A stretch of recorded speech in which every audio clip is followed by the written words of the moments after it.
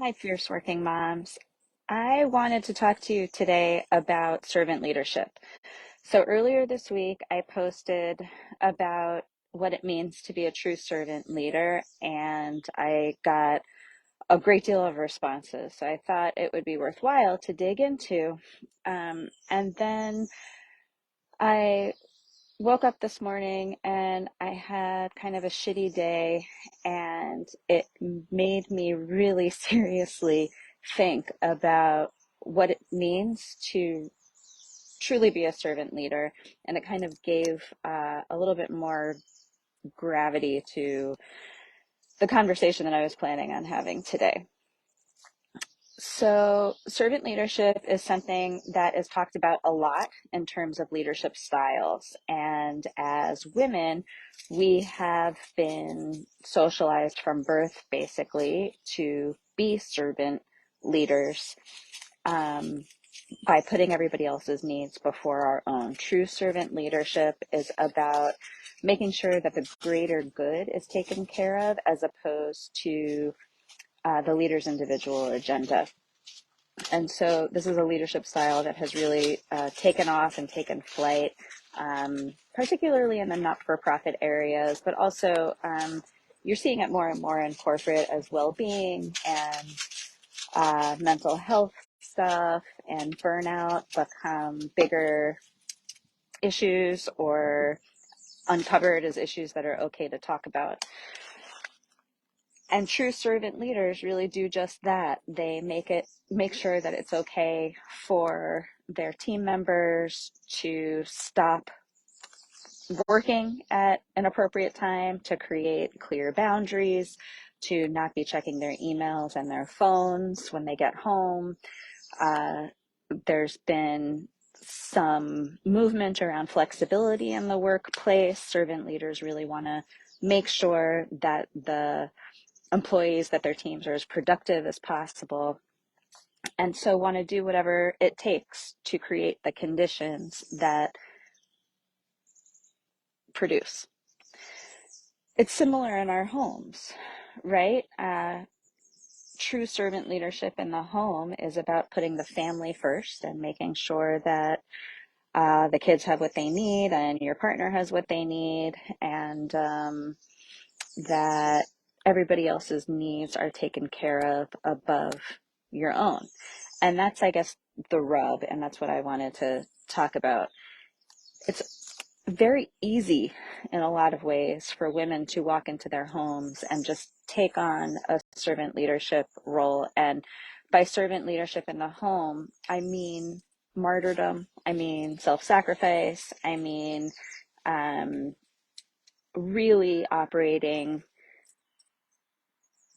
in our heads for others at the expense of ourselves. And the fact of the matter is that in order to be a true servant leader, you really need to take care of yourself first, which brings me back to waking up and having kind of a not so awesome day today. And I've been trying to be really metacognitive about it. I've had a couple of like work situations have happened in the past 24 hours that got me really excited and then kind of didn't pan out and left me feeling kind of low. And I know that when I feel low, the way that I show up with my kids and my husband is not as my best self. So I tried to spend some time this afternoon figuring out ways that I could recenter myself, ways that I could kind of prevent the anxiety and the thoughts in my head from kind of spiraling out of control, because I know that I have a tendency to spiral, which just creates more anxiety for me and for the people around me. And I know a lot of you have similar tendencies. So I wanted to share with you some strategies that I find really helpful. The first strategy, in, in, in order to get out of a situation where I see myself spiraling kind of on the horizon is to literally change my physical environment. So I was feeling sad, and my kids are home. They're leaving for camp this weekend, and I grabbed my daughter and I asked her to go for a walk with me. And as soon as I left my office, um, the office in my home, and came outside, it felt like a weight had been relieved. And the reason that I'm bringing this up is because changing your environment can happen in seconds.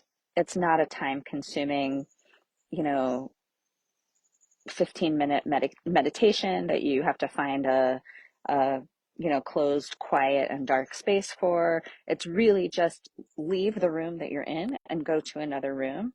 And often that is enough to kind of jumpstart your or levitate your mood. Another thing that I have found really helpful is to interact with someone or talk to someone. So a lot of my spiraling stems from being alone with my thoughts and kind of being stuck in my head and stuck in some sort of a feedback loop. And in order to break the feedback loop, I have to invite in other voices. So I'll call my husband really quickly. We don't have to have a whole conversation, just FaceTiming, see his face, say hi, see what's going on with him. And that shifts the way that I'm feeling very quickly as well. It's similar if I hop on the phone with a colleague or a client. My mood can shift very quickly just from the input energy that I'm getting from the other person.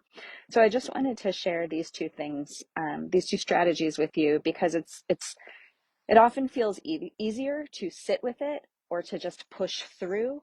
We're part of the servant leadership style that we excel at as fierce working mom leaders is pushing through.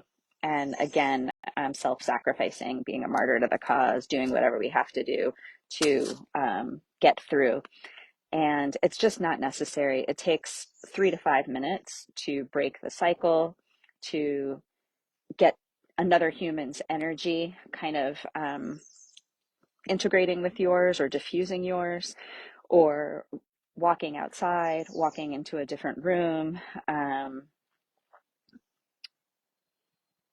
splashing cold water on your face. These are not time consuming strategies, and they really do help set you up to be the kind of servant leader that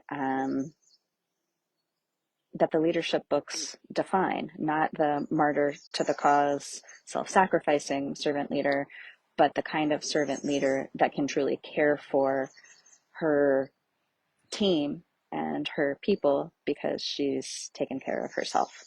So I just want to leave you with that, with the permission to take care of yourself. Okay, bye.